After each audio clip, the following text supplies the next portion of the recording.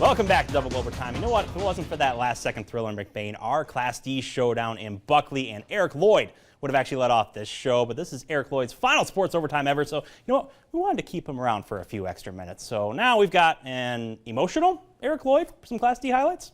Jeff, I like your attempt at making me feel better, but it's a shame sometimes when the schedules shake out and we get a matchup like this early on in the playoffs. Frankfurt at 19-2 and Onekama at 20-1. This is a showdown that has a chance to rival any that we're going to see at Breslin, or so it looked like on paper. Defense was the game early on. David Loney with a monster swat. Then early on, the Portagers had to work for every bucket they got. John Acton driving around the arc, gets fouled hard, but still somehow manages to get it to go. But as we get into the second, the scoring opens up. Loney showing off his ball skills and his range with the deep three to put the Panthers up 5, and they would never look back. Loney with another block, and it's now going the other way. Tristan Rogers fighting to hold on to it, but he gets a handle, puts it up for the easy 2. Frankfurt making a statement, winning 64-25. They're your district champs.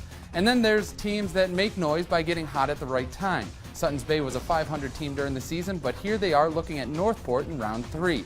Norseman started with the scoring in this district final. Lars Thornton brings it inside, hits the arc, long jumper. Early on, Northport answering every single bucket. Jacob Brown displaying some ball handling skills, the sinking and turning around, hitting the jumper, and we're tied at 4. A little later, it's Marcus Stowe with the runner, and things are back up at 6. Suttons Bay not hitting a lot of their first shots tonight, but second chance opportunities were aplenty. Trevor Petrovsky getting it done. That put the Norsemen up 10-6. They led 13-8 after 1, and in the second, Gabe Rittenhouse puts in the long-range jumper. Suttons Bay goes on to win this one 62-41. Sticking in Class D, Fairview took care of business against Hale, winning 64-46. Who will they face next in regionals? That would be the winner of our next game. Another powerhouse matchup, Bel Air and Boyne Falls. The Eagles beat the Loggers by 9 back in February. Picked things up late in the third. Loggers up 5 when Marcus Matelski first shot is blocked, but he sticks with it and scores the hoop and the harm. Boyne Falls up 7, headed to the 4th. Bel Air trying to close that gap, going inside. Jamal Lockhart for the deuce. Boyne Falls holding the lead though. Nice ditch to Matelski, cutting to the hoop for 2. Loggers up 7. Eagles still going inside. Lockhart working hard on the blocks. Bel Air closes to within 4, but it was Boyne Falls' night. Andrew Campbell with a clutch J at the end. Boyne Falls gets revenge on Bel Air, winning the district 48-41.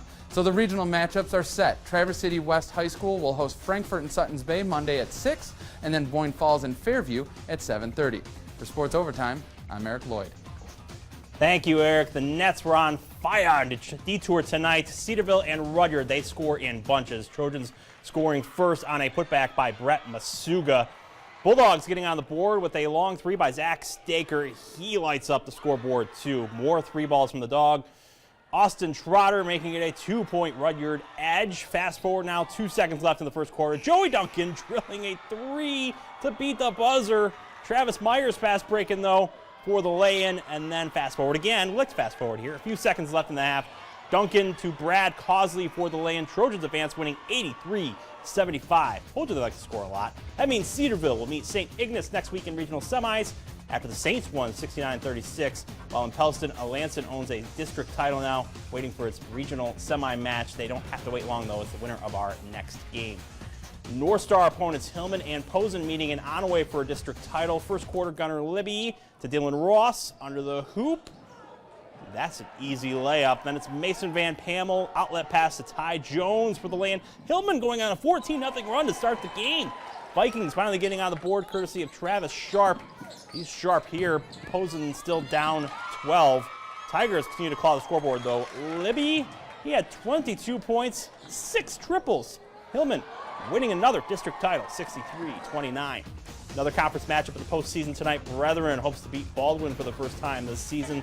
Baldwin looking to continue their winning ways, though. Second quarter, Brandon Childress dishing to Damon Nichols for the runner. Panthers up 9.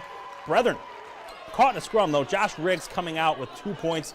They are clawing their way back. James Connolly hits Kyle McLeod for 2 more. A little bit of some Brethren momentum, hopefully. Panthers answering with this, though. Childress, no looker to Mikel Mahan underneath, and more from Childress off the steal. Booyah! Panthers win by 10. That pairs Baldwin and Sacred Heart in Class D regional semifinals. That game will be played Monday, March 16 at Big Rapids Crossroads. The matchups just keep getting bigger. Big North foes Alpena and TC West meeting again in the district finals. Titans want to pull off another upset. That is in triple overtime. We are